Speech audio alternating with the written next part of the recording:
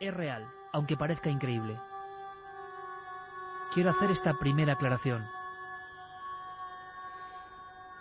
El 6 del 6 de 1981, Mario Spezzi, periodista de La Nazione, en Florencia, presumía que el día iba a ser muy tranquilo. Brillaba el sol y alguna gente volvía de sus oficios religiosos. Una de las ciudades más bellas del mundo, llena de tradición y con horarios muy férreos. Por lo tanto, le extrañó una llamada. Una llamada que indicaba que algo había ocurrido en un lugar apartado de la ciudad, en las colinas, en la vía del Arrigo. Allí fue Spezzi, siguiendo su olfato de sabueso, un sendero de tierra que atraviesa un olivar. Al final, un ciprés solitario. Un coche.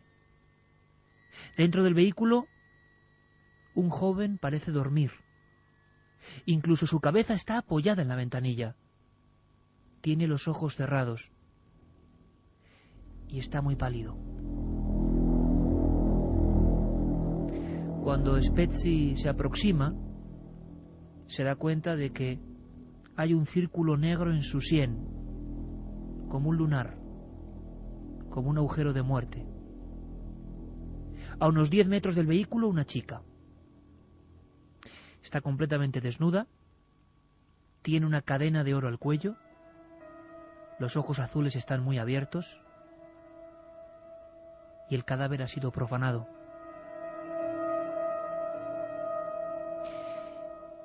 Spezzi no podía creerlo.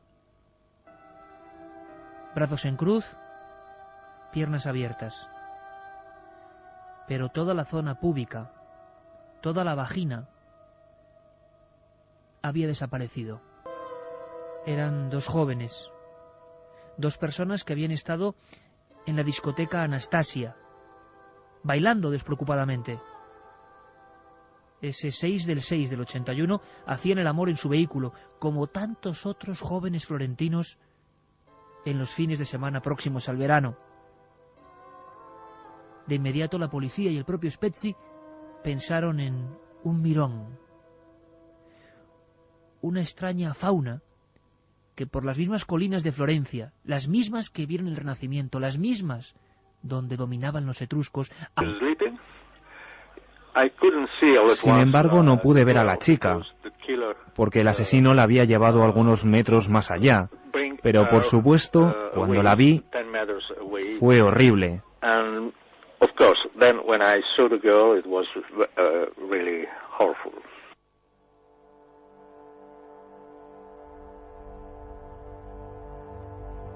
1:14, siempre en directo. Esto es Milenio 3, amigos. Una noche muy especial, una noche en la que estrenamos un impresionante estudio de radio, donde uno se siente a gusto y estremecido haciendo radio. Florencia, una Florencia que queremos, que admiramos, que hemos visitado en varias ocasiones, y os contaré una sorpresa.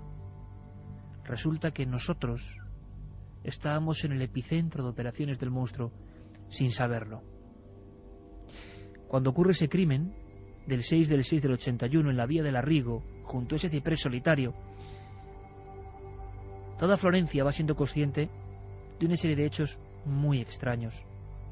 Resulta que cada noche, en esas colinas maravillosas donde crece la trufa blanca, donde los viñedos dan uno de los mejores vinos del mundo, donde casi puede olerse a Miguel Ángel, a Botticelli, a los grandes del Renacimiento, resulta que cada noche en aquellos principios de los 80, los indiani tomaban el territorio. Los indiani se apostaban en las colinas. ¿Y quién eran los indiani? Lo que aquí llamaríamos mirones. Pero estaban perfectamente organizados, fotografiaban, grababan, hacían apuestas para ver quién era capaz de acercarse lo máximo a esos coches del amor. Porque, como ocurre en otros muchos países, en Florencia las parejas se casan con cierta edad, viven en casa de los padres, tienen que encontrar un lugar para dar rienda suelta a los instintos, y esos lugares son las colinas que rodean Florencia. Pero ahora, además de Indiani y mirones, había un monstruo que estirpaba las vaginas de las chicas, porque no era la primera vez que ocurría. De pronto, al periódico de Spezia, a La Nazione, llega una nota: acuérdense de esto. Y ponía: Borgo San Lorenzo, septiembre 1974, Carmen. Ese 14 de septiembre de 1974, Stefania Pettini, de 18 años, secretaria y vecina de Viccio, y Pasquale Gentilcore, de 19 años, que trabajaba en una oficina de seguros, eran novios, y esa noche del 14 de septiembre habían quedado. Iban a pasar una noche agradable, amorosa, pensaban mantener relaciones. Pasquale dejó a su hermana María Cristina en la discoteca Teen Club y se fue a buscar a Stefania. Quisieron dar rienda suelta a sus instintos sexuales y aparcó el coche en un lugar solitario, oscuro. Estaban cerca del río Sieve, un camino poco transitado en el Borgo de San Lorenzo.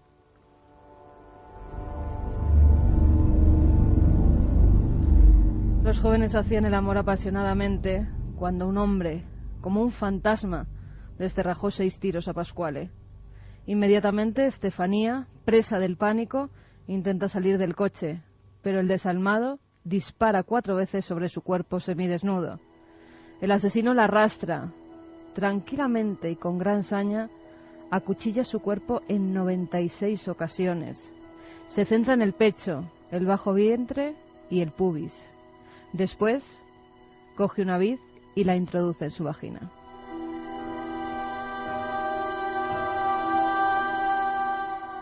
Por lo tanto, un individuo con la misma saña, dejando un dibujo que nunca se ha sabido cuál es en el cuerpo de esa muchacha, había actuado 7 años antes, no muy lejos, en Borgo di San Lorenzo. El modus operandi el mismo, una pareja que sale de una discoteca y acude a un lugar reservado. Aparecen en el lugar casquillos del calibre 22 de una Beretta, una típica arma italiana. Lo que ocurre es que la bala, al parecer, y esto se descubrirá más adelante en esta historia alucinante, estaba marcada. Florencia tiene unos 350.000 habitantes. Estoy seguro que muchos amigos que nos escuchan la han visitado en alguna ocasión o han visto láminas en los libros. La Medusa, el David, las puertas maravillosas de Ghiberti, los Uffizi, las pinturas que dieron lugar a una ruptura de conocimiento, dando a entender que el universo variaba, que el hombre era el centro, y de pronto, en esa ciudad de la belleza, de los turistas ensimismados, de las fotografías a cada esquina, empiezan a ocurrir cosas inesperadas. Hay un detenido. De pronto la policía dice que un mirón ha sido detenido. Cuando se le interroga, se descubre esa increíble mafia, esa fauna inexplicable, ese mundo sórdido. Como todos los indiani o mirones, la noche del asesinato de la Vía del Arrigo, había acudido a la Taberna del Diablo. No podía ser otro nombre. Taberna del Diablo, un cuchitril que sube una colina y donde paraban estos hombres y hacían sus negocios de entre 35 y 65 años. Había 2 tipos de negocios. Uno, el puesto, es decir, alquilar el mejor sitio donde se sabe que van a ir coches y donde hay una buena panorámica. Y después, por increíble que parezca, la reventa de esos sitios. La reventa al mejor postor. Gente que aguarda en la montaña y que luego se lleva un fajo de billetes porque ha cedido su butaca a otro individuo.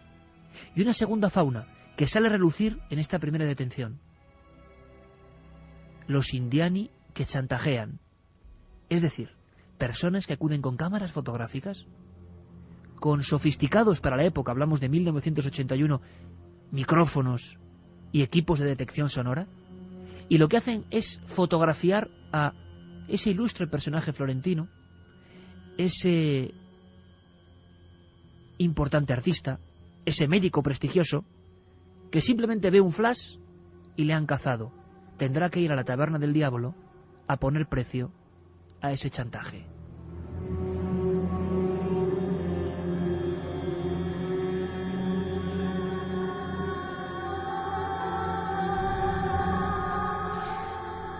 Y así ese mundo empieza a revelarse como algo espantoso.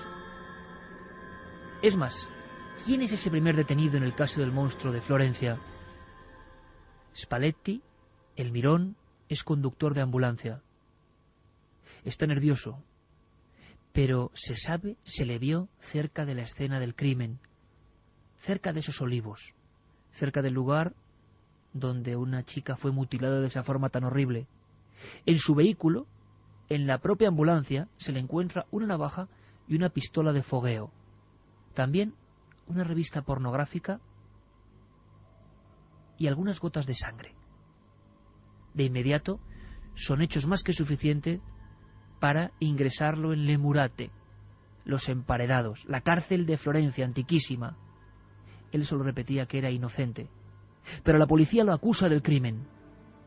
Su mujer dice que Spalletti es incapaz de hacer eso, que se pone absolutamente pálido ante la sangre. A pesar de ser conductor de ambulancia, varias veces se ha desmayado con accidentes en la carretera. Pero la prensa lo publica. El monstruo era un mirón. Finales de junio de 1981.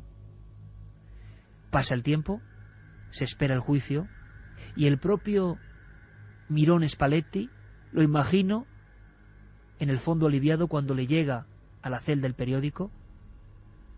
Es el mes de octubre de aquel año 81, y la portada de La Nación, artículo de Mario Spezzi, es: el asesino ataca de nuevo. It was not only panic, it was really a psychos, because no solo se generó pánico, sino también una especie de psicosis, algo que hizo que mucha gente generara extrañas ideas sobre la identidad del asesino, como si fuera un individuo más inteligente que el resto,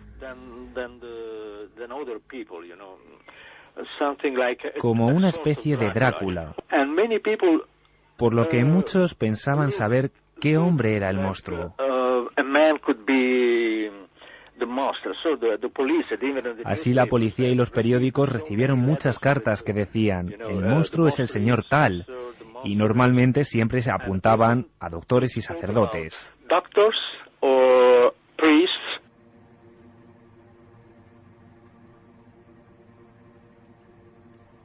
Un cura, una mujer, un médico, un importante ginecólogo que se ha vuelto loco y que está estudiando las partes pudendas de algunas mujeres, que ha dejado una rama de vid en 1974 en un cuerpo en Borgo San Lorenzo y que se ha llevado directamente como un ladrón de genitales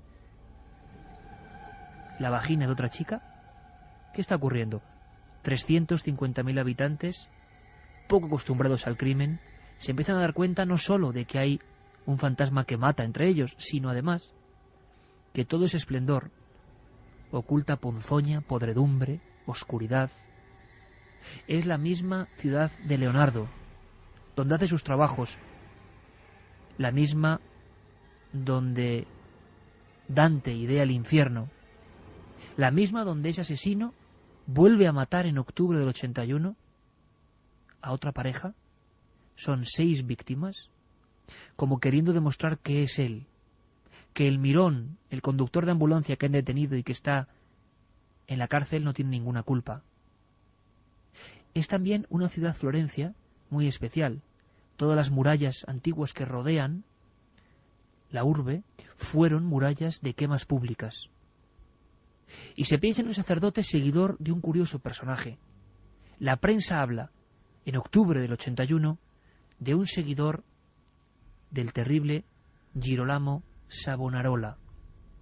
florentino que causó terror y que acabó de una forma horrible sus días. La prensa habla de un sacerdote enloquecido, seguidor del tal Savonarola, y que está atacando a las parejas justo en el instante en que están haciendo el acto sexual, justo en el instante en que son más vulnerables, justo en el instante en que están cometiendo, en su filosofía, un pecado mortal antes del matrimonio. Pero la pregunta es lógica. ¿Quién es Savonarola? Girolamo Savonarola era un religioso dominico que vivía en el monasterio de San Marcos, en Florencia. Allí impartía vehementes sermones sobre la pobreza, la sobriedad que se debía seguir a la hora de vestir. Criticaba las grandes fiestas, los pecados de los jóvenes e incluso llegó a afirmar que el Papa Inocencio VIII era el pontífice más vergonzoso de toda la historia, con el mayor número de pecados y la reencarnación del mismísimo diablo. Savonarola, con su ruda cara dotada de una gran nariz aguileña, que a veces se escondía bajo la capucha de su hábito marrón, provocaba el terror en los fieles. Proclamaba que el fin del mundo estaba muy cercano. Se iba a producir en 1492, si no era entonces, hacia el año 1500. Profetizaba grandes enfermedades que acabarían con parte de la población.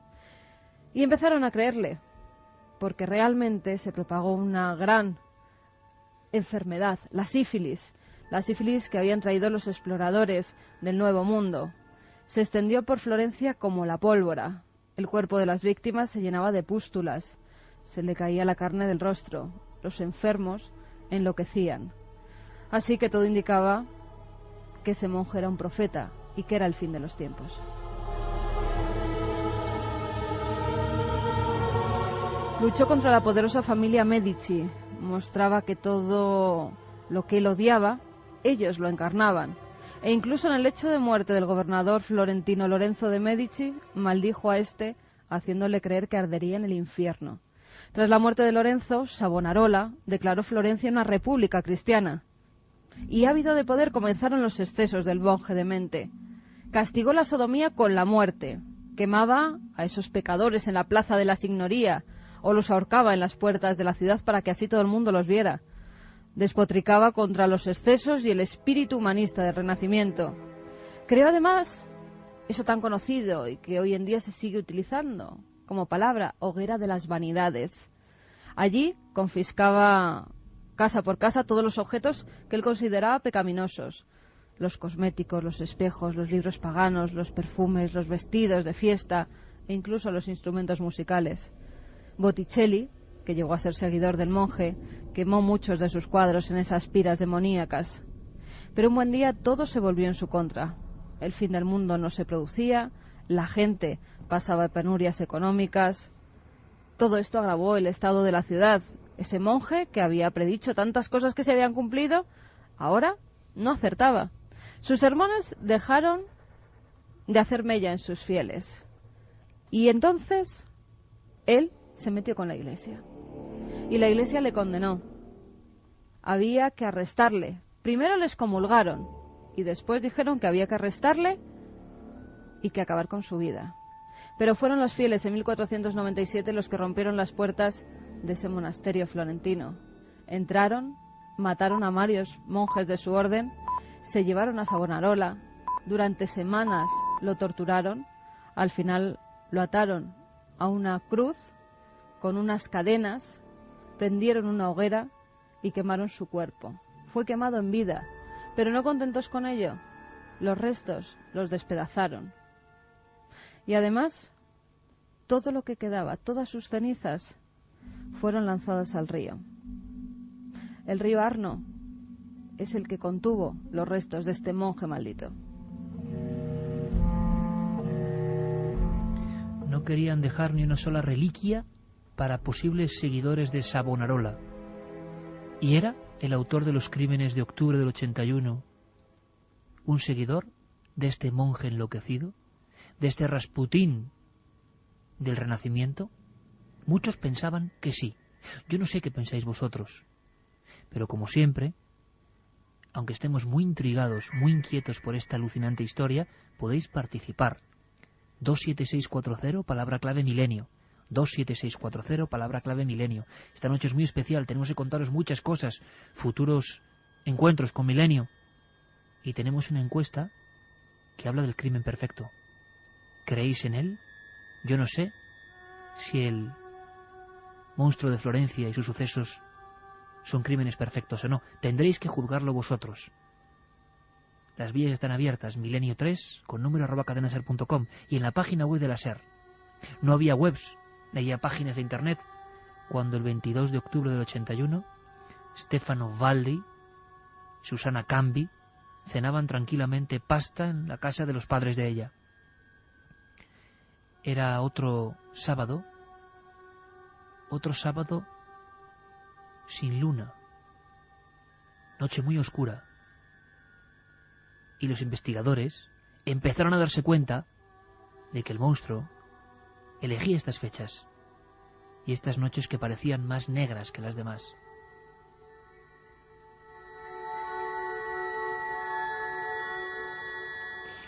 Después de cenar, Valli y Cambi, los jóvenes prometidos, se marchan al cine. Y después del cine, eligen un lugar, los campos de Bartoline. Es cierto que ya había ese temor flotando por Florencia, por sus cúpulas, por sus iglesias. Había habido 2 parejas en el 74 y en aquel mismo verano, que ya terminaba, ejecutadas de forma terrible. Pero ellos eligieron un lugar seguro, un camino sin salida, rodeado por viñedos. Entraron en un Volkswagen Golf, tranquilamente, sin hacer ruido. Nadie volvió a verlos. Sus amigos los buscaron. Un carabinieri, horas después, se encontró una extraña escena. El Golf, modelo del año 1977, tenía la puerta derecha abierta de par en par. Junto a la puerta, un extraño objeto. Una especie de tronco de madera, pulido, como una pirámide negra, de forma hexagonal. Pero la policía no dejó que la prensa se enterase de este extraño hallazgo. Parecía un viejo tope toscano para provocar corrientes de aire en las casas, utilizado por las familias de más rancio abolengo. ¿Qué hacía ahí? ¿Qué demonios hacía ahí? Al carabinieri, en plena madrugada, le da la impresión de que es un objeto que tiene que ver con el crimen, puesto ahí por algo. Una pirámide negra de 6 lados.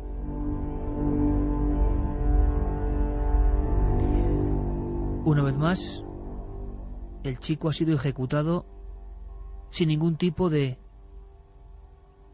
piedad. La chica no está. Ha abierto la puerta y al parecer ha salido corriendo. Seguramente los carabinieri, al menos ejecutan esta posibilidad, han sido sorprendidos en pleno acto sexual y han visto por la cristalera atrás del coche aproximarse a un hombre, quizá con una linterna.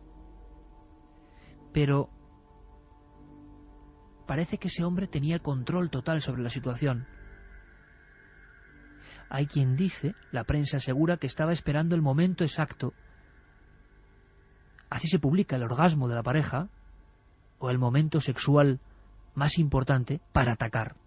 Que estaba mirando atentamente todos los movimientos de esos jóvenes prometidos para actuar en ese instante en que la vulnerabilidad es absoluta. El cuerpo de la chica, de Susana Cambi, está a 10 metros del coche. Tiene los brazos en cruz, se los han colocado en cruz. Hay 9 cartuchos Winchester en el suelo. Y de la misma forma, con el mismo cuchillo mellado, con 3 tajos, le han extraído la vagina.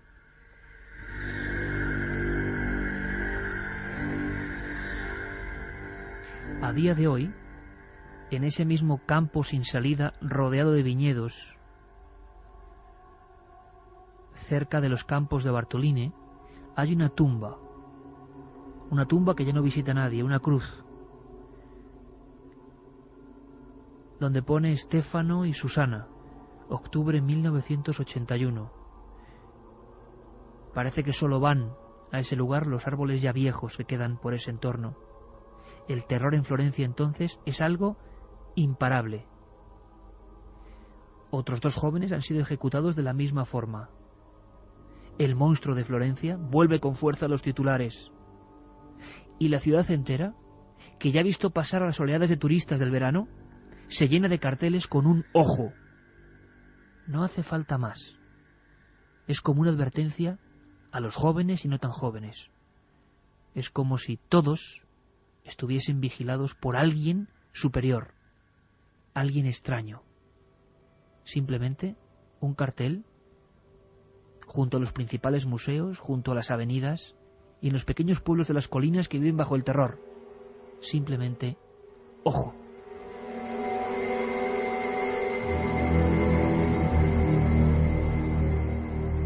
Unos chicos vieron, aseguraron, en esa misma zona, hacia las 12 de la noche, un Alfa Romeo rojo, y dentro un hombre al que describieron de una forma muy gráfica, un hombre que iba con la cara contraída, con la cara casi metida hacia adentro. Un hombre con poco pelo, grandes entradas, ojos pequeños. Se hace el primer retrato robot y entonces se desata el pánico. Todo el mundo cree haber visto al monstruo de Florencia. Todo el mundo cree que el tendero, el médico, el taxista, el vendedor de productos en plena calle es el hombre que ha aniquilado a 6 jóvenes de la ciudad. Todo por el testimonio de esos chicos.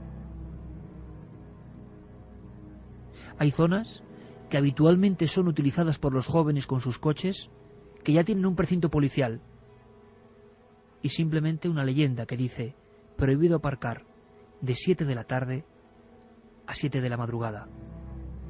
Razones de seguridad. A la sombra de las grandes construcciones del Renacimiento, en la misma ciudad de los Médicis, en el lugar del arte, la belleza, está ocurriendo algo asombroso. Pánico absoluto. Llega al punto de que empiezan a surgir extraños personajes, dignos de esa Florencia que nadie imaginaba. Por ejemplo, un siniestro individuo, el profesor Carlo Sant'Angelo. Carlo Sant'Angelo fue un florentino de 36 años que aseguraba ser forense.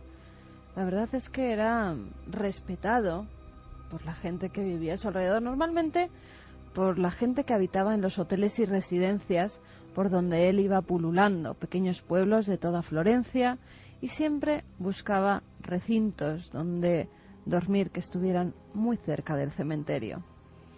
Su pasión por la muerte, para algunos, era propio de su profesión.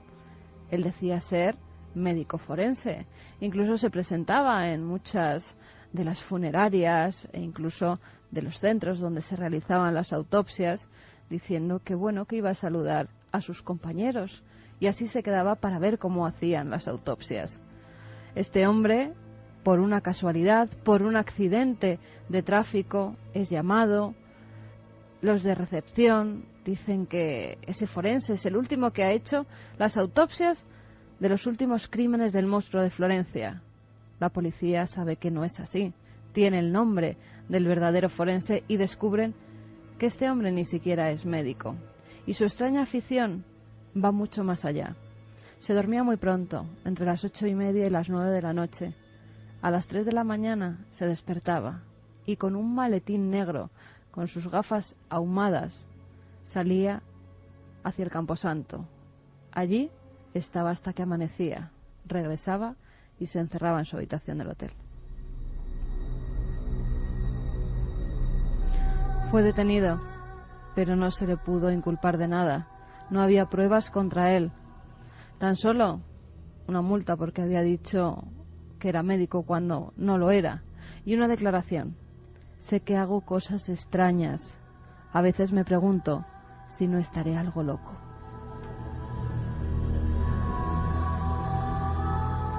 En ese ambiente de la Florencia, con los carteles del ojo, las zonas acordonadas, los falsos médicos, hay una serie de incidentes extraños en las morgues de toda la zona de la Toscana. Varios cadáveres de ancianos aparecen con extraños cortes. Hay una investigación que no conduce a nada, y a la policía, los carabinieri, todo les viene demasiado grande. Ninguno de los dos cuerpos, ni policía ni carabinieri, pueden dar con el monstruo. Están pensando en hacer una escuadra especial. Hay gente que está desatando su locura a la sombra del monstruo, porque ¿cómo es posible que personas con ese ambiente de miedo se cuelen por los ventanucos de la vieja morgue de Florencia y dejen unos dibujos en la carne de personas difuntas que están en esas mesas de metal? En ese ambiente va pasando el año y llega el verano de 1982. Es un verano de expectación. Tan es así que Italia, como nación, está jugando y va a ganar el Mundial de Fútbol de España. Italia es una fiesta, pero por debajo de la fiesta hay una sombra. Hay un lugar donde la gente no es feliz. El 19 de junio de 1982 es el primer sábado sin luna de ese verano. Y ya Spezzi y tantos otros casi esperan que ocurra algo. Hay dos muchachos que son novios hace 5 años. Antonella Migliorini y Paolo Mainardi. Antonella tenía miedo. No quería ir a una zona, Montespertoli, una zona que es la gran región de la trufa blanca, una zona muy rica. Pero el muchacho evidentemente tenía ganas de estar con su chica a solas, lejos de los padres, lejos incluso del grupo de amigos. Casi no podía contenerse. Y la convence. Y además le dice: Antonella, ¿cómo nos va a tocar a nosotros? ¿Cómo nos va a tocar a nosotros?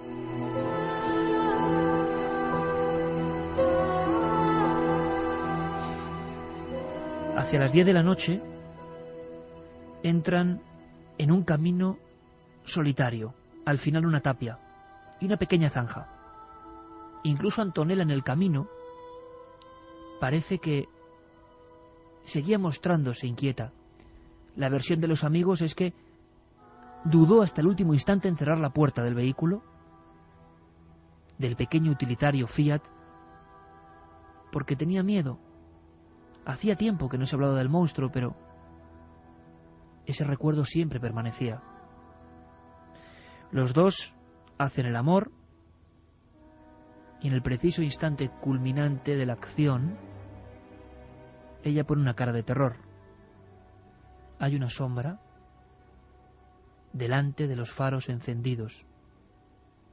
Hay una sombra que de inmediato lanza 2 disparos, uno a cada faro, y además con una precisión absoluta, primero uno y luego el otro. Es la noche negra del monstruo de Florencia. El muchacho, Mainardi, sabe lo que está a punto de suceder, casi lo presiente. Da la marcha atrás, retrocede y nota su hombro que revienta prácticamente ante 2 disparos. Antonella se abraza con tanta fuerza a la cabeza de su novio que entre el pelo ensortijado de Paolo, horas después, los forenses encontrarán el cierre de su reloj.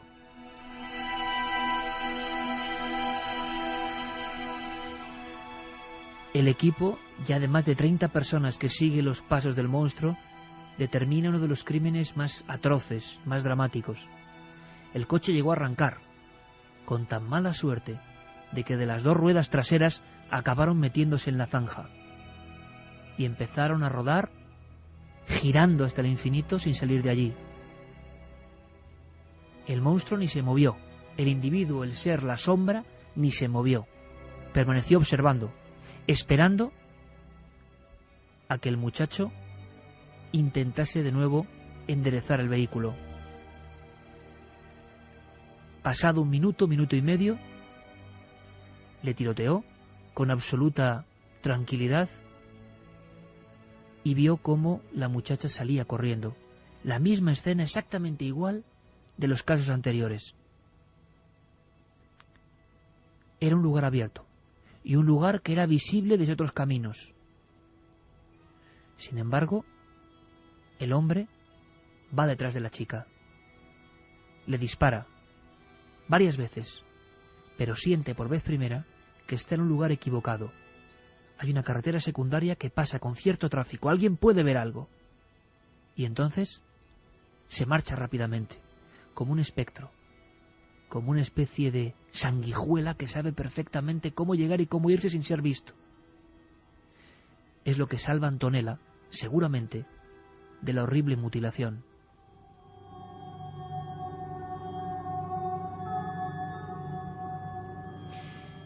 En toda la ciudad hay un pánico absoluto.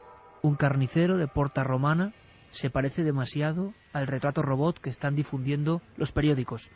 Casi es linchado. Lo mismo ocurre en una célebre casa de pizzas.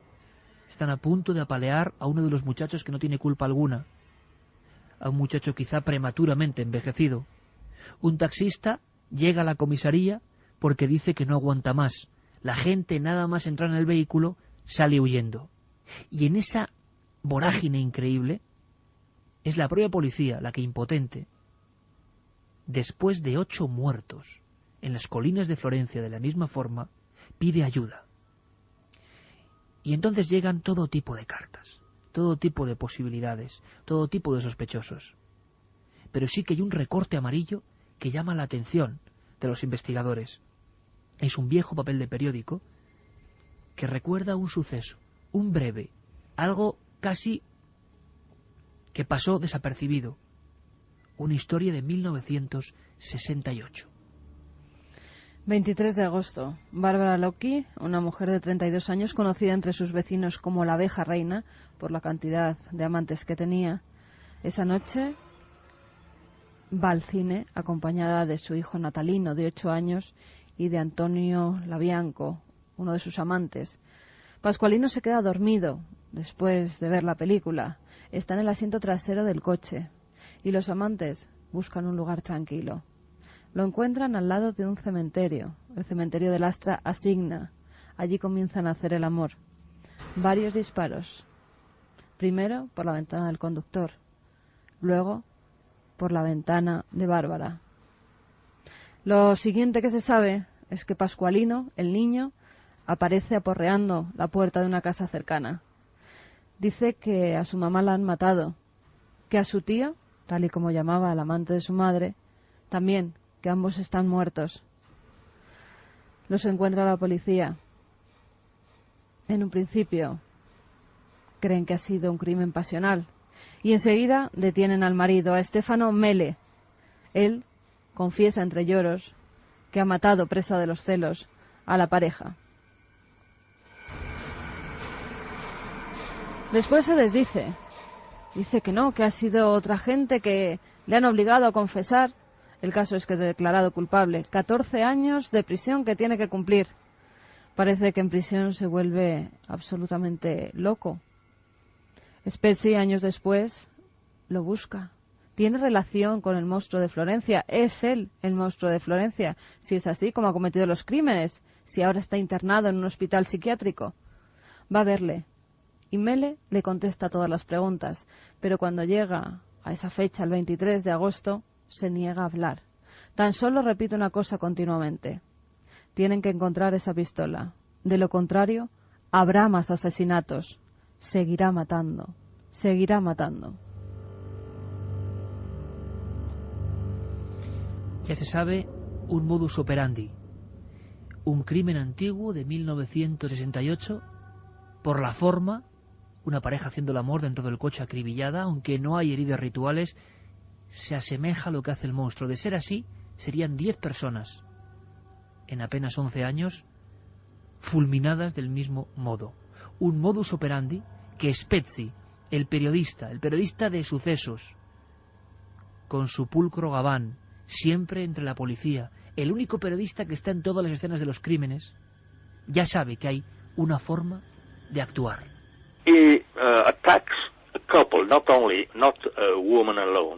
Él atacaba a parejas, no a mujeres que estaban solas. Una pareja porque necesitaba la presencia de otro hombre. Él mataba a la chica primero y la llevaba unos 15 metros más allá. Él necesitaba arrebatar con violencia a una mujer a otro hombre. Era incapaz de relacionarse psicológicamente con una mujer, porque extraía literalmente sus órganos sexuales.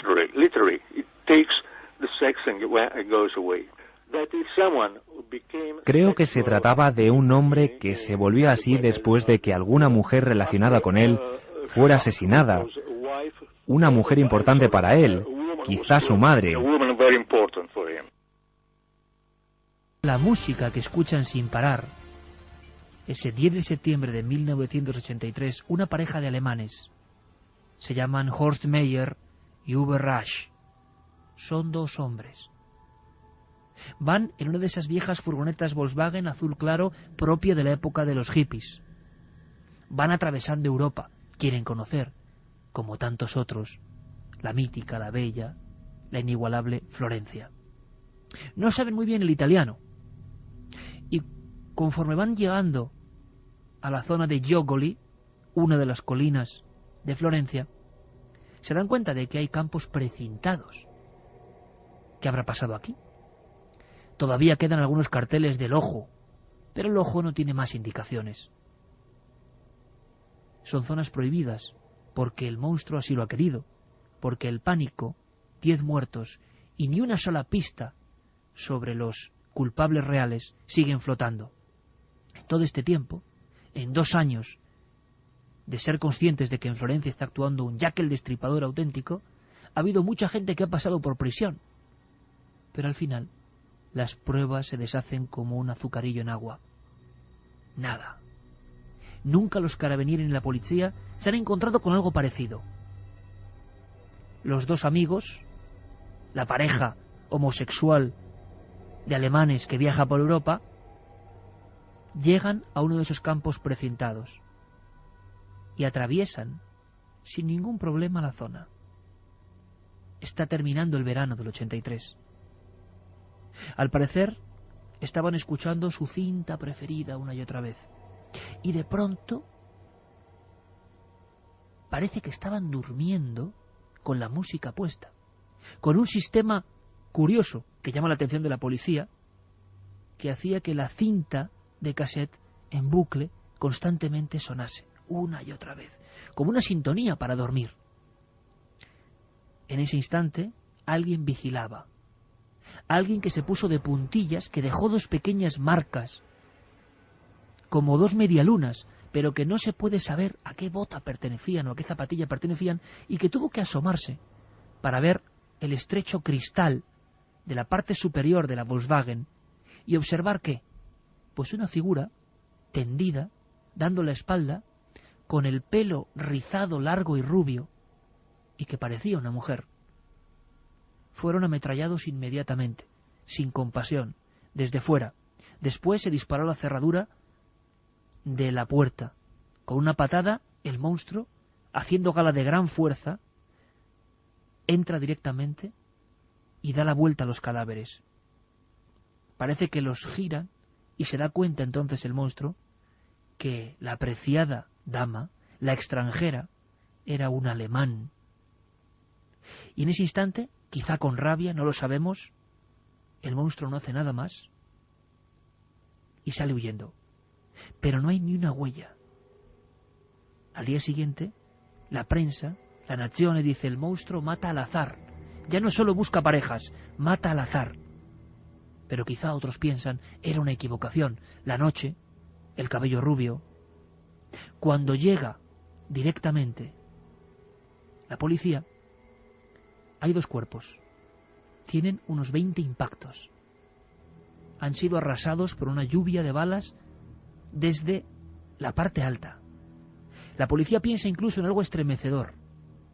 Parece la obra de varios hombres, no de un individuo, no de un campesino, no de un médico tarado mental. No. ¿Y si hubiese una banda detrás del monstruo? Se pregunta la prensa. ¿Y si el monstruo fueran varios? Tiene todavía la cara de terror, Uwe Rush. Los disparos van subiendo por la columna hasta la cabeza. La furgoneta está llena de sangre hasta el techo. ¿Qué ha pasado? ¿Qué ha ocurrido? ¿Cómo es posible que no haya una sola huella? Se genera, ante el pánico, un grupo de policías que no son carabinieri ni tampoco municipales.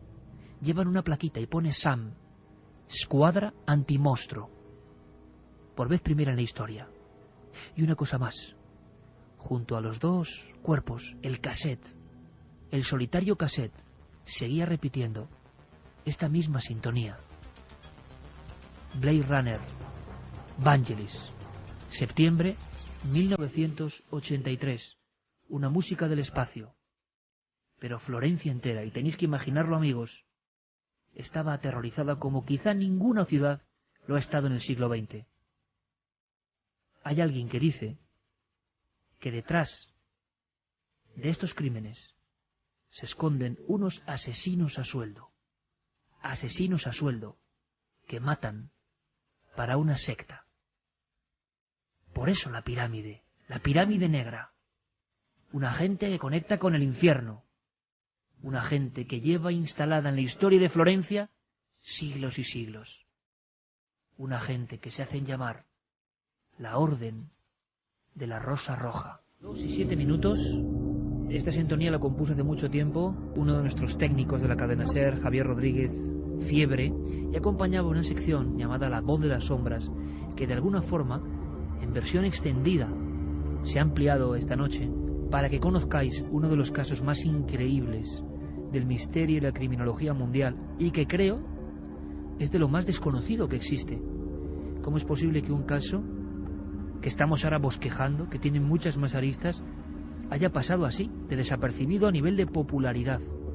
El monstruo de Florencia, que por lo menos hasta las 2 de la madrugada de esta emisión de Milenio ya llevaba 10 víctimas, ni más ni menos. 10 muchachos, 10 parejas, y ahora se incorporaban otras 2. Esos alemanes ametrallados en su propia furgoneta. Podéis opinar, 27640, palabra clave Milenio, y es importante, Plaza y Janés acaba de editar un libro impresionante, de Douglas Preston, el gran bestseller norteamericano. Dicen que la película se va a hacer con Tom Cruise de protagonista y Mario Spezzi, el periodista de La Nazione, que hemos tenido la fortuna de entrevistar y que estáis escuchando en cortes. Pues Plaza y Janés nos obsequia con 3 ejemplares, Carmen, de este monstruo de Florencia literario que me parece increíble. 3 ejemplares, sí, que vamos a repetir las vías de contacto: 27640, palabra clave Milenio, espacio y vuestros mensajes, si nos escribís a través del SMS milenio3 con número @cadenaser.com, y la página web cadenaser.com, que segundo a segundo vamos a ir subiendo los mensajes. En esta primera hora hemos tenido algunos problemillas, pero ahora ya están resueltos, Iker, y todas las opiniones van a aparecer en la web de la cadena SER. Y tenemos esos 3 ejemplares de regalo. Tomamos un poquito de aire, porque todo esto, yo he empezado con una palabra, que es que esto es real. Esto no es ninguna novela, no es ninguna ficción, esto ha ocurrido, y seguramente mucha gente estará buscando ya datos. Es impresionante un caso en un país tan importante, ¿no?, como Italia, y que de alguna forma no ha trascendido tanto fuera de sus fronteras. Hemos lanzado una encuesta en ikerjimenez.com. Una encuesta en la que preguntábamos si crees en el crimen perfecto. Por el momento, la mayoría de gente que ha votado opina que sí, que el crimen perfecto existe. Un 61,8% frente a un 38,2% que opina que no. Y precisamente hoy te has pasado todo el día, es muy adecuado hablar de esto, en una clase universitaria, en un curso, en una diplomatura de criminalística, aprendiendo técnicas y cosas, y has venido muy asombrada de lo que se ha contado ahí entre especialistas, así que luego podemos aprender un poco más también. Luego aprenderemos un poco más y responderemos a esa pregunta según las palabras de los especialistas que han dado tanto ayer como hoy ese curso sobre la escena del crimen, sobre cómo investigar en la escena del crimen, y todos se preguntaban si creíamos que existía el crimen perfecto. Luego contestamos a esa cuestión. Y además, en unos minutos tenemos un caso de esos que yo creo que nos ha impresionado, una visión en carretera sorprendente. Vecinos que cuidaba su huerto, su pequeña casa, sintió un estremecimiento hacia las 10 de la noche, porque escuchó 2 detonaciones, 2 golpes secos en mitad de la noche. En un principio pensó en 2 disparos muy lejanos. Después creyó algo más lógico, el petardeo de una motocicleta, y tranquilamente se fue a dormir. No sabía que en ese instante, en ese mismo instante en que en la cárcel de Florencia había 3 sardos, 3 hombres de Cerdeña, implicados como posibles sospechosos, de alguna forma, de estar dentro de estos crímenes, implicados en sangre, pero nunca se demostró ni una sola prueba. En ese mismo instante en que el campesino dormía plácidamente, pensando en un accidente sonoro, simplemente una confusión, Pia Rontini, 19 años, era arrastrada durante 30 metros fuera del vehículo. Lo curioso es que el monstruo de Florencia llevó a Pia hasta un lugar muy visible. Es como si el individuo que se esconde detrás de esta figura demoníaca estuviese retando a la policía, a ese SAM, escuadra antimonstruo, que le seguía los pasos. En esta ocasión, Pia fue apuñalada, le extirparon la vagina y además algo nuevo, algo que no se había visto, con un corte certero, con el mismo cuchillo mellado de submarinista o propio de los pastores de la antigua Cerdeña, con un zas preciso, le habían arrancado de cuajo extirpado el seno izquierdo.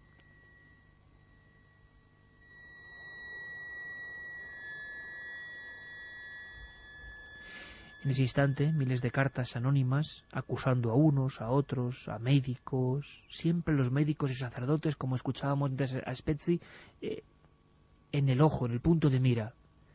O había cierto odio hacia ellos, de alguna forma, o eran sospechosos por algún motivo que se nos escapaba o se les escapaba a los investigadores.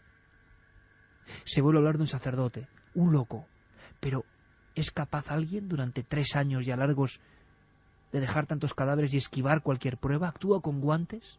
¿Lava las pruebas? ¿Cómo no hay un pelo, un rastro, una gota de saliva? ¿Es un fantasma el que está matando a la gente? ¿Qué está ocurriendo? Cientos de detectives, acuden a Florencia. Todos quieren investigar y ser el detective que resuelva el crimen. En esos días, en ese mismo verano, tan solo 20 días después de la muerte brutal de Pia Rontini y Claudio Stefanacci, otra pareja más, ocurre algo que pasó desapercibido, pero que la prensa, sobre todo Spezzi, investigó. La extraña muerte de un individuo, de un príncipe florentino. El príncipe Roberto Corsini desaparece un 19 de agosto de 1984. Era una familia de rango abolengo, de un linaje que tenía mucho dinero, que tenía muchas fincas. Estaba en una de esas fincas con unos amigos alemanes cuando desaparece. Son ya las 9 de la noche y sus amigos no la encuentran, y entonces dan la voz de alarma. Roberto era un personaje curioso. Era un hombre hosco, taciturno, normalmente le gustaba estar solo, siempre tenía una mala cara para aquel que le visitaba, tan solo se rodeaba de sus amigos más íntimos. Empiezan a buscarle y empiezan a encontrar pruebas.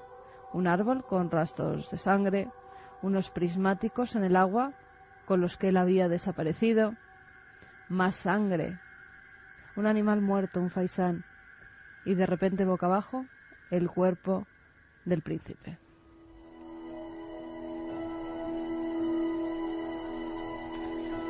Uno de sus amigos le da la vuelta, parecía que había caído y se había ahogado. Tenía todavía la cabeza introducida en el agua, pero cuando es volteado se da cuenta que tiene la cara destrozada. Un arma de fuego ha desfigurado por completo su rostro. La policía llega al lugar de los hechos. Muchos habían apuntado que este hombre era el monstruo de Florencia. Su carácter, su soledad, sus extrañas maneras, incluso decían que podía tener escondidos en ese palacio algunos restos de las mujeres mutiladas. Lo cierto es que a los pocos días de su muerte hay un robo muy extraño en esa vivienda de ese bosque, en ese palacete de este príncipe Roberto Corsini. Nadie sabe cómo han entrado los ladrones, porque la policía sigue estando allí recogiendo pruebas. Y se apunta esa posibilidad. Han encontrado un sótano con las partes de las mujeres mutiladas. Quieren taparlo todo. Durante un año Iker se cree que el monstruo de Florencia por fin ha caído, que es Roberto Corsini. Pero justo un año después de su muerte, el monstruo de Florencia vuelve a matar.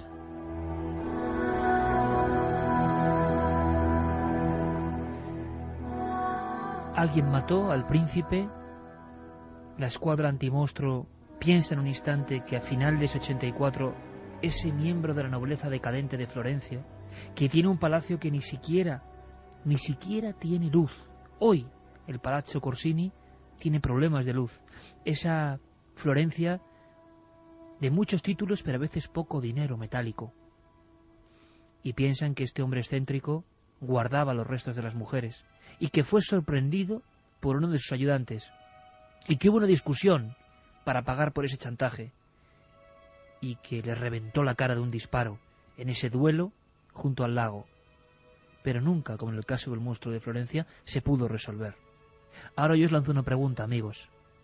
¿Habéis conocido alguna vez un caso tan increíble, tan lleno de pistas, y que a estas alturas, con tantos cuerpos en el arcén, la policía no tenga una sola pista?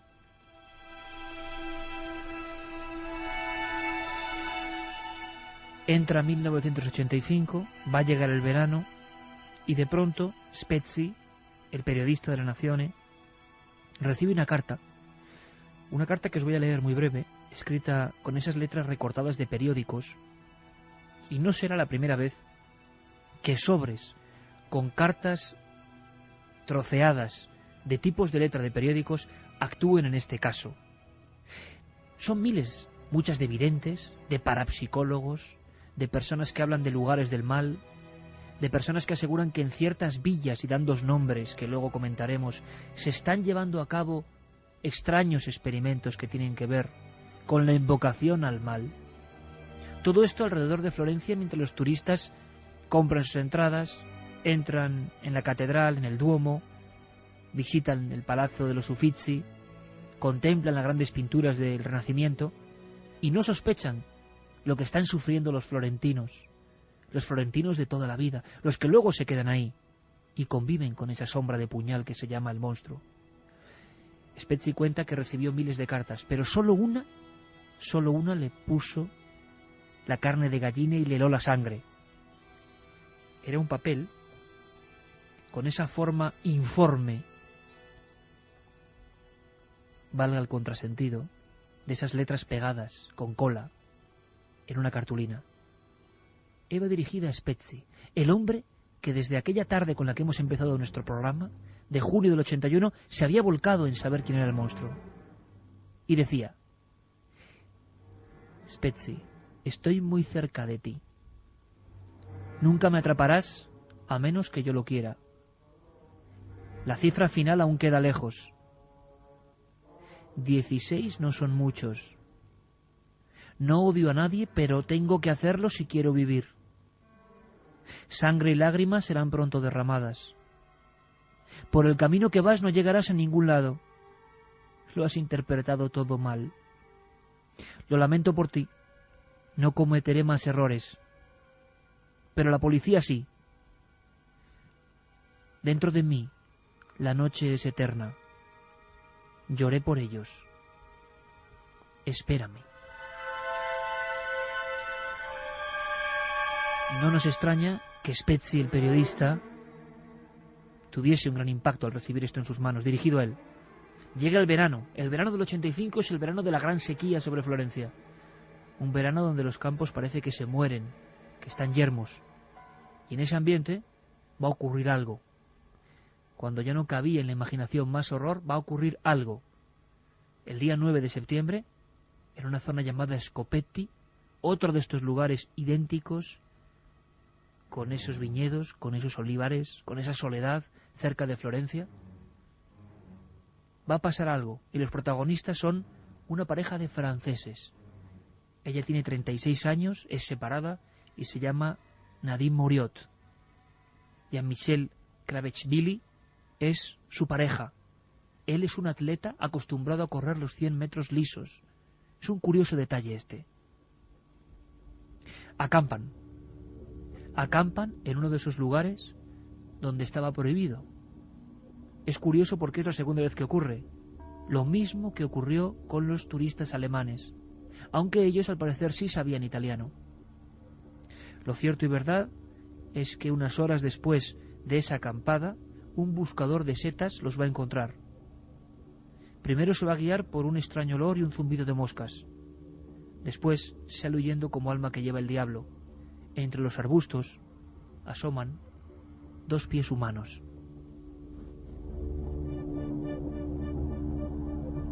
Ella era propietaria de una zapatería y él, como hemos dicho, un atleta.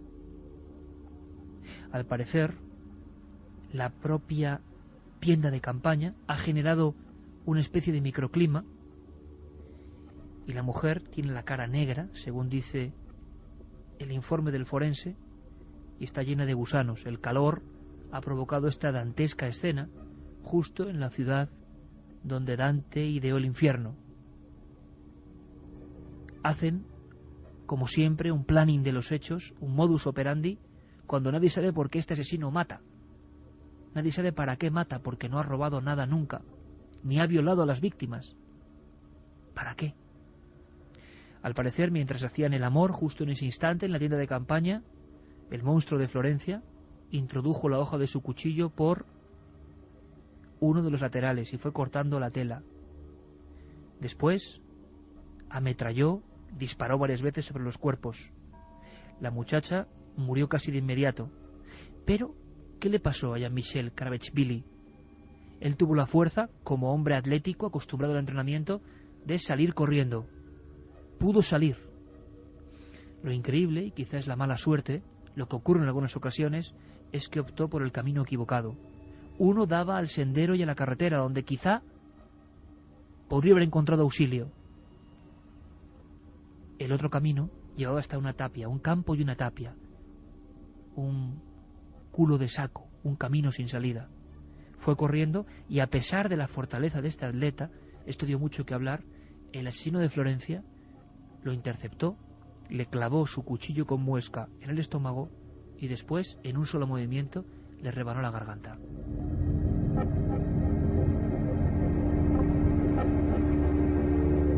Con la mujer hizo algo extraordinario, extraño. Extirpó el seno izquierdo, como dejando un símbolo. Arrancó de la misma forma con 3 tajos la vagina, como había hecho en casi todos los casos anteriores, y después se ocupó durante bastante tiempo de meter el cuerpo de nuevo en la tienda de campaña y cerrarla. ¿Por qué? Un detalle más. No sé si era un mensaje, un símbolo, ¿qué opináis vosotros? Al cadáver del hombre, interceptado en plena carrera, el atleta, después de apuñalarle varias veces después de muerto, le colocó una lata de pintura vacía, tapándole la cabeza. Daba la impresión, cuando lo vieron, de ser un extraño androide, de un robot humano muerto en mitad del campo.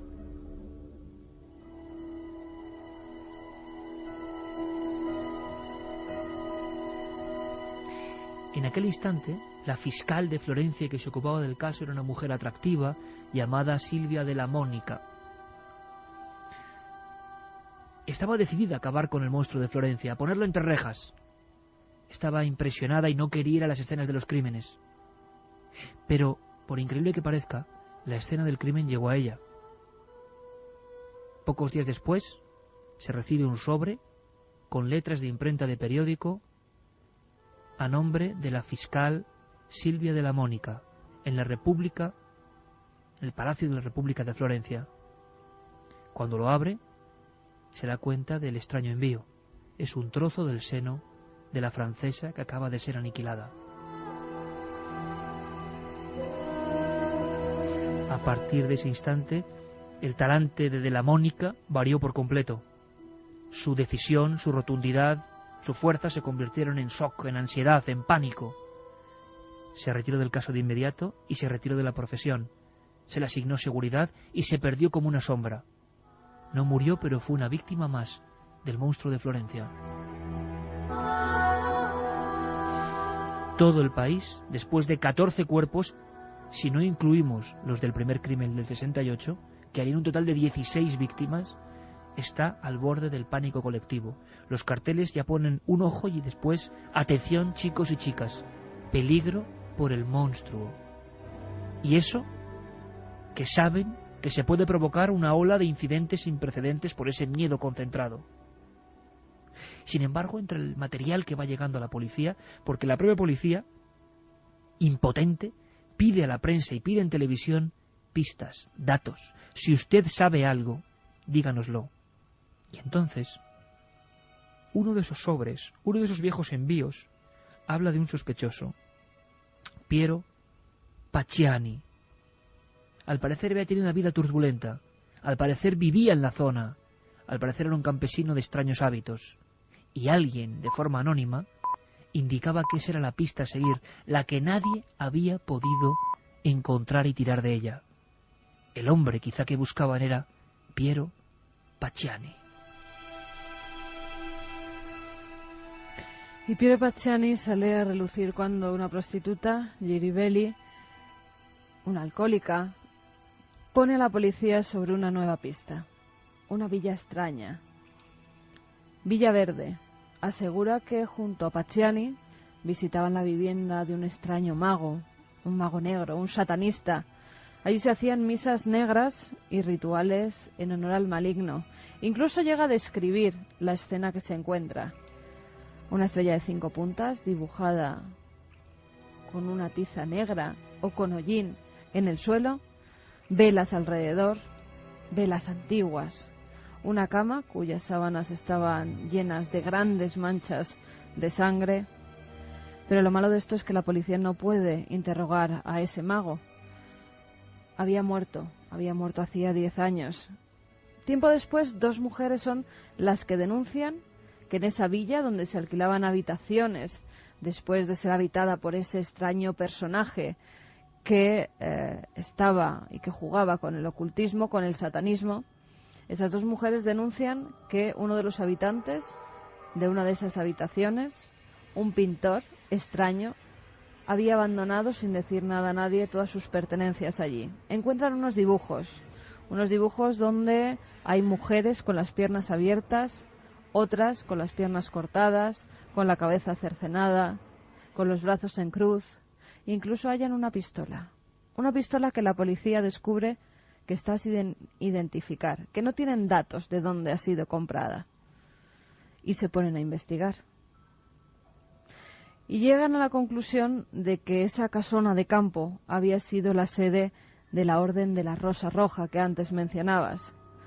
Una orden que al parecer realizaba allí sus rituales. Pacciani había sido jardinero en esa casa, en Villaverde. Al parecer lo utilizaban a él y a otros que trabajaban en la mansión para cercenar el cuerpo de las chicas. Ellos eran los que llevaban las vaginas para que esa extraña orden hiciera allí sus rituales.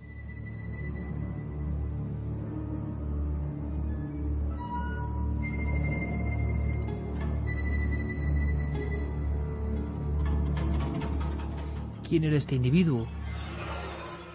Al parecer había matado en 1951 a su novia. Había encontrado a su prometida haciendo el amor en un coche junto a un amante. Le entró tal enajenación que los acribilló y cumplió pena por ello en la cárcel. Pacciani parecía que podía ser el monstruo, pero faltaba alguna prueba. Sus propias hijas aseguran, en unas declaraciones explosivas, que Pacciani había abusado de ellas. Pero es un hombre ya envejecido, un campesino que parece que no tiene cultura. Es cierto que vive en un lugar que está en el epicentro de los entornos de las colinas de Florencia. Pero este individuo, solo, ha logrado ejecutar todos esos crímenes. El FBI incluso hace un informe sobre él y tiene sus dudas. Se le juzga, se le lleva a la cárcel. El juicio empieza el 14 de abril del año 94.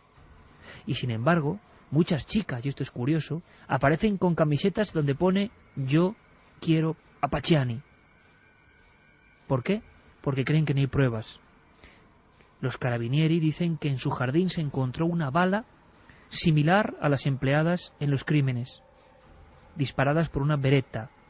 Pero también es cierto que son armas más o menos comunes entre los cazadores de toda la región. Pacciani convierte su juicio en una especie de teatro increíble. Llora, mira los cielos, implora, reza y siempre se considera inocente. Es verdad que ha matado, por celos, a una pareja. Es verdad que estaban haciendo el amor, pero sigue declarándose inocente. El juicio es el más seguido de la historia de Italia, las televisiones. Y van a pasar muchas cosas. En un principio se le da como culpable. Este es uno de esos momentos increíbles. Juicio a Pacciani. Momento en que él, campesino de la Toscana, dice que no hay pruebas, que es imposible. Escuchadlo. El acusado, según la ley, puede declarar si quiere. Io la rimetto nelle vostre coscienze, ho detto tutto nei memoriali e compagnia bella, ho sempre lavorato nei campi senza allontanarmi. Yo dejo todo a vuestras conciencias. Ya he declarado todo, con cartas y con todo. Siempre he trabajado en aldeas, sin alejarme, y soy inocente, lo juro por Dios. La verdad saldrá y yo rezo noche y día. Un agricultor como yo no tiene tiempo para nada. He dicho toda la verdad.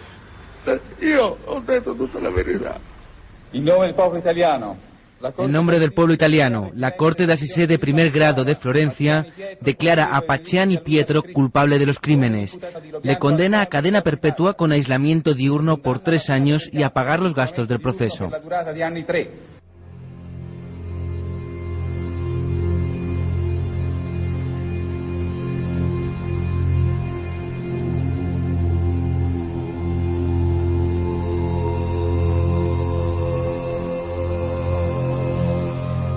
Después a Pacciani se le considerará inocente y será absuelto.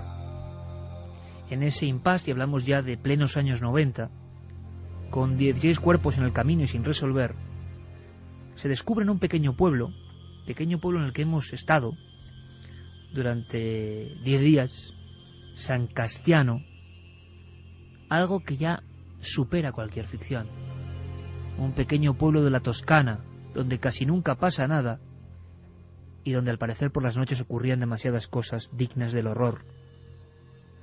Ha entrado para saber todo lo que ocurre, para demostrar quién está de verdad detrás del caso, un nuevo inspector jefe, se llama Michel Guttiari, y él dice, con impacto tremendo en el juicio, que tiene varios testigos, alfa, beta, gamma y delta, así los llama con el anonimato, que han estado presentes, que esa gente ha estado presente en el momento en que acribillaron al atleta francés a puñaladas, extirparon el seno y cortaron la vagina de la turista francesa en el año 85. Los 4, tras una década de silencio, de pronto, por una especie de conversión mística, de sentido de culpabilidad, quieren hablar.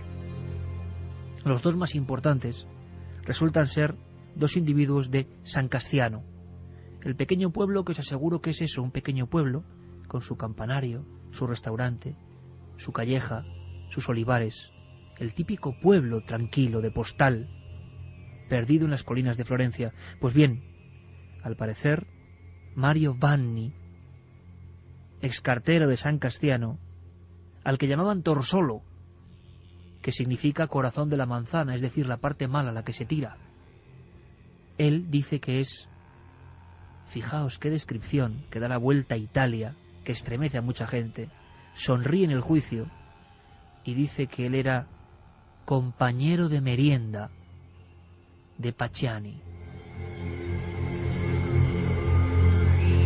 Compañero de merienda en Italia significa compañero de tropelías. El siguiente personaje que surge como una estampa de la Italia negra es Giancarlo Lotti. Lotti es el tonto del pueblo, esa figura que merodea y que vive de la caridad y que hace gracias a veces incomprensibles y que sonríe de forma bobalicona en el cruce de caminos de San Castiano. Lotti asegura, siendo centro de atención de todo el país, que ha matado a varias personas durante años. ¿Para qué? Porque siguen los dictados de la secta satánica Orden de la Rosa Roja, que no van a decir quién les ordena cortar vaginas y senos, pero que sí dice que son las hostias en la contramisa satánica que se hace en el subsuelo de algunas villas de San Castiano.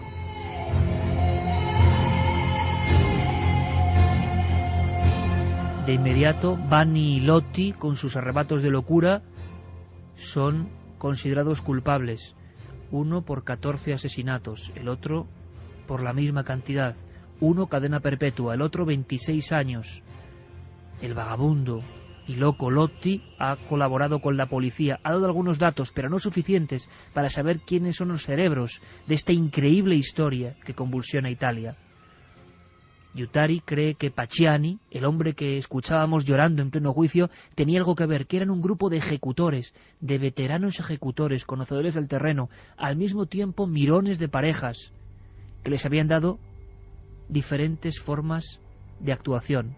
Había que matar, según dijo Lotti, en pleno momento de la cópula y el orgasmo. ¿Por qué? Porque en ese instante los miembros de la secta, y esto o es locura, o realmente se lo habían dicho a estos hombres de San Castiano, era el instante en que extrañas energías poderosas entran en contacto con la naturaleza. En ese momento del culmen del acto sexual se despierta algo que para los seguidores del mundo oscuro, por lo menos de esta secta de Florencia, daba a la carne, al trozo de sexo o de seno, una importancia fundamental. Es entonces cuando se habla de esos rituales de la Rosa Roja, una secta que esconde sus tentáculos en lo más oscuro de la historia de Florencia. Al parecer, conectada, según especialistas de esta nueva investigación, con los ritos que un mago negro, Aleister Crowley, hizo en Sicilia, en su casa de Cefalú, ritos de sexo y muerte y satanismo. En 1985, investigando en los archivos, se da cuenta este nuevo inspector jefe que sigue la línea de la secta satánica que en el lago Trasímeno hubo un médico importante florentino ahogado que fue sospechoso de haber sido miembro de esa secta de gente importante, pero que en su conciencia se le había despertado las ganas de hablar y el resto de miembros pensó que iba a ser un traidor y lo quitaron del medio. Lo más increíble es que Lotti y Vanni sabían que esa extraña piedra de la que antes hablábamos, esa especie de pomo para las puertas, esa pirámide hexagonal negra, era un sistema para, según la policía, según los decretos de la secta, conectar el mundo real con el infierno. Por eso, en la escena de algunos de los crímenes, aparecía lo que para algunos era un simple tope para puertas. Pero ¿qué demonios hacía un tope para puertas en algunas escenas del crimen? Sin duda, pensaban los investigadores, tenía algún simbolismo. Se habló de la Villa Verde en San Castiano y siguió investigando. Y entonces empezó otra podredumbre, las de las casas de ritos, casas donde pasaban cosas increíbles, dignas de la novela del horror, del sadomasoquismo, del satanismo, de la invocación. Una de esas casas es la Villa Sfaziata. El inspector Yutari, que toma el caso con estas vías del satanismo, se queda prácticamente traumatizado. El forense que le acompaña, Maronni, asegurará en diferentes juicios que se despertaba en plena noche, de madrugada, con las pesadillas, viendo a las mujeres amputadas, que le decían cosas, mensajes. Durante meses apenas podía conciliar el sueño. Toda la gente que se metió a investigar este caso estuvo seriamente afectada. Villa Sfasiata fue el último dato, el último tentáculo de esta secta que al parecer estaba tan arraigada que era imposible de descabezar. La Villa Sfasiata. Esta villa además estaba muy cerca de la casa que alquila Douglas Preston, el escritor de este libro del monstruo de Florencia, junto con Spezzi. Y en esa casa decían que se habían llevado a cabo extraños rituales. En 1981, en esa vivienda, en los sótanos, que según los testigos, según la gente que había entrado allí, las paredes estaban llenas de extraños dibujos, de nuevo mutilaciones, satanismo. Al parecer, un médico suizo había llevado a cabo rituales de momificación. Alguien le da un extraño pergamino egipcio, según él mismo confirmó, en el que se decía paso a paso cómo se momificaba a la gente. Pero había una cosa que no conseguía, era momificar las partes blandas, y para ello decían que asesinaba, que mandaba a gente que asesinara para él y le trajera esos órganos sexuales de las mujeres. Incluso tenía una hija que desapareció en extrañas circunstancias. Dijo que se había ido a Suiza. Lo cierto es que nunca se pudo dar con la chica. Y al final no se sabe si momificó a su propia hija, si su propia hija fue víctima de ese padre que lo que quería conseguir era un ritual de otros tiempos, de los tiempos egipcios.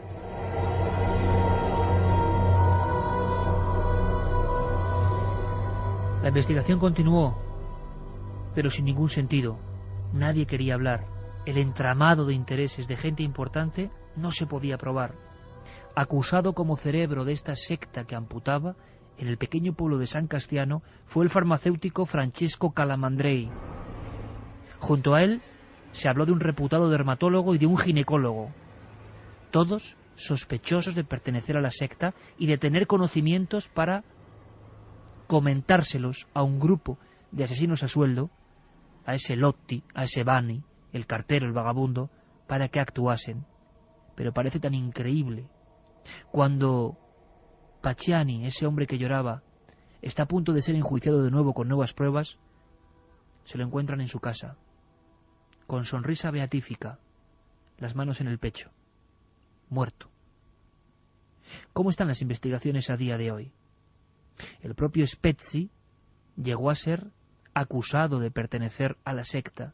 El hombre que habéis escuchado, el periodista Spezzi, llegó a ser acusado por entrometerse en la investigación, por ir más allá, por preguntar. Se han investigado 100.000 personas. Más de 20 han sido encarceladas, todos como falsos culpables. Hay 16 cuerpos y una extraña historia de sectas, de trozos de anatomías. Spezzi, en pleno 2006, recibe el chivatazo de que en una caseta semiderruida hay una vitrina de médico, y desde la ventana puede observar varias cajas de metal. Le aseguran que en esas cajas de metal están todos y cada uno de los trozos de mujeres que ha ido dejando a su paso el monstruo de Florencia. Pero nunca podrá comprobarlo. Spezzi es el periodista perdido en la telaraña del caso más complejo, extrañísimo, ocurrido en Europa quizá en el siglo XX. Nadie sabe ni quién es el monstruo, ni quiénes ejecutaron realmente, ni si Lotti y Vanni contaron cosas presionados por otros, ni si esos médicos, pintores, artistas, ginecólogos formaban parte de una sociedad secreta que mataba con algún sentido que se escapa, que no es imaginable para la gente de bien. Spezzi nos hablaba así de cómo están las investigaciones a día de hoy. Pero después de las investigaciones pretendieron encontrar al culpable y nunca lo hicieron, como por ejemplo una secta satánica, pero no lo hicieron. Hace tan solo 2 semanas se produjo el último juicio contra 20 personas, y entre ellas yo, supuestamente por ser los organizadores o miembros de una secta satánica que podría estar detrás de los asesinatos del monstruo.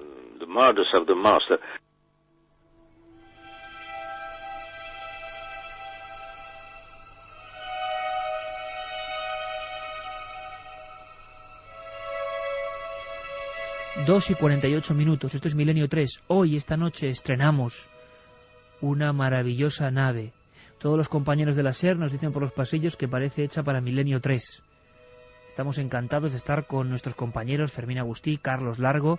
Mandamos un abrazo muy, muy, muy grande a Santiago Camacho, que estará aquí muy pronto en los próximos viajes con nosotros, y nuestro compañero en los mandos, Carlos Ródenas. Os hemos querido hacer una voz de las sombras especial, con uno de esos casos que uno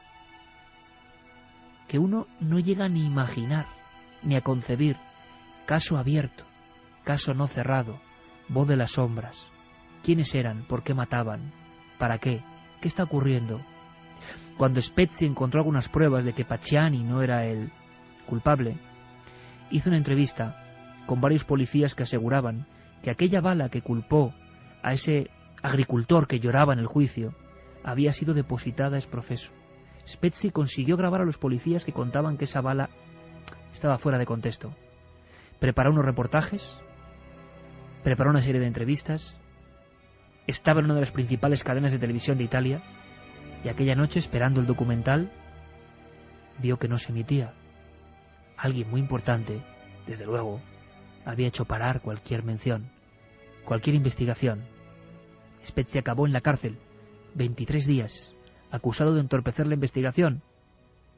Y quizá nunca sabremos si un sacerdote que sigue los pasos de Savonarola, ese monje dominico enloquecido que quería dar marcha atrás al Renacimiento, mató o siguió matando. No sabemos si otros casos de crímenes que han ocurrido en Florencia, algunos muy recientes, tienen que ver. Para algunas periodistas, como Cardizzi, la secta de la Hermandad de la Rosa Roja sigue actuando. Necesita cuerpos de mujeres para hacer sus invocaciones. Todo esto en ese lugar maravilloso. En ese lugar maravilloso donde está lo más granado del arte mundial. La mejor pintura, la escultura impresionante. Este mismo verano, en el que estamos a punto de entrar, la gente hará cola delante de los museos. Esas colas que dan la vuelta al Museo Uffizi. Mirarán las esculturas. Pero nadie, estoy seguro, nadie acudirá a un campo de olivos, a un campo muerto, a un campo donde ya casi nadie se acerca, a un lugar yermo, donde hay una cruz que recuerda a dos muchachos caídos en 1981. Es el único monumento de esta historia. El monstruo de Florencia.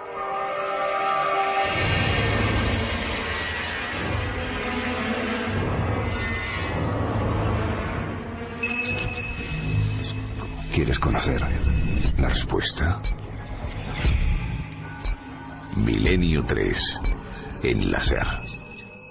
Eso, Nevermore, nunca más, decía Alan Parsons, el grupo, con esta canción sobre Edgar Allan Poe. Nunca más volvió a matar de esa forma al monstruo de Florencia, pero yo no sé, ¿qué opinan nuestros amigos, la encuesta, y qué dicen? Vamos con mensajes. Primero, Iker, 27640, palabra clave, Milenio, espacio, vuestros mensajes, la web de la cadena SER y Milenio 3 con número @ cadenaser.com. Nos decían, por ejemplo, que recuerda bastante al hijo de Sam, que aterrorizó al Nueva York de los 70.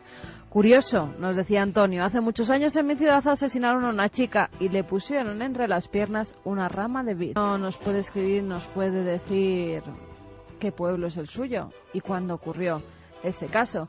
Víctor y Esther desde Málaga nos dicen, no creo en el crimen perfecto en general, pero he votado que sí porque aquí en España, en Andalucía, está el crimen de los Galindos.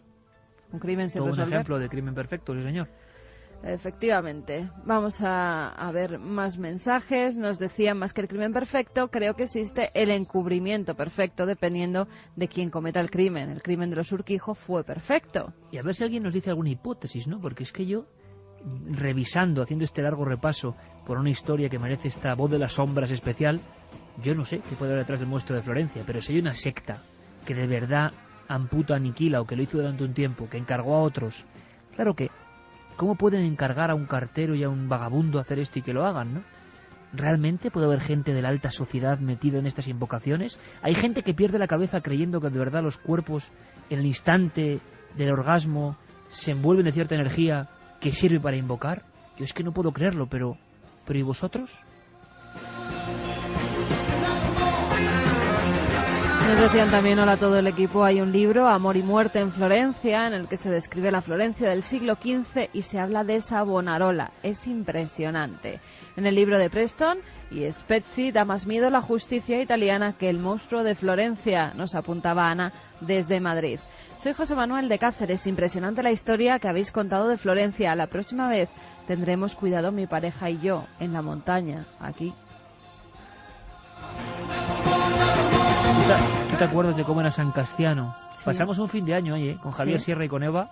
Una los noche, cuatro. yo me acuerdo de una noche que la Y en gente una casa que daba suele... mucho miedo, ¿eh? Sí, pero en todas las localidades la gente suele celebrarlo, estar por la calle. Cuando salimos, Es verdad. que no era nada tarde, no había absolutamente nadie por esos campos. Y cuando fuimos a la casona de campo donde nos hospedábamos, aparcamos nuestro coche, el coche que habíamos alquilado los cuatro en Italia, en un olivar, enfrente de una casona donde, muy cerquita de allí, habían muerto tantas parejas.